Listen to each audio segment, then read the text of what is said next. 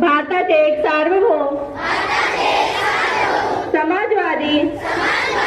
धर्मनिरपेक्ष लोकशाही गणराज्य घडविण्याचा व त्यांच्या सर्व नागरिकांना सामाजिक आर्थिक व राजनैतिक न्याय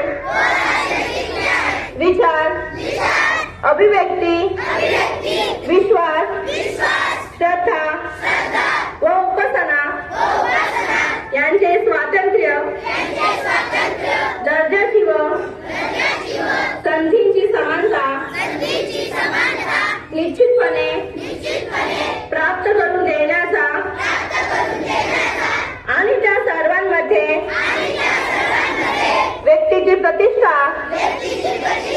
व राष्ट्राची एकता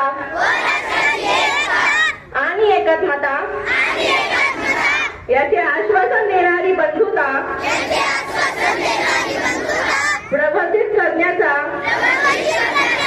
संकल्पपूर्वक निर्धार करून आमच्या संविधान सभेत आज दिनांक 26 नोव्हेंबर 1949 रोजी याद्वारे हे संविधान अंगीकृत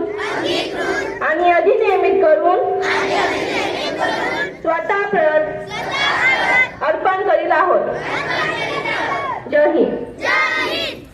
त्यानंतर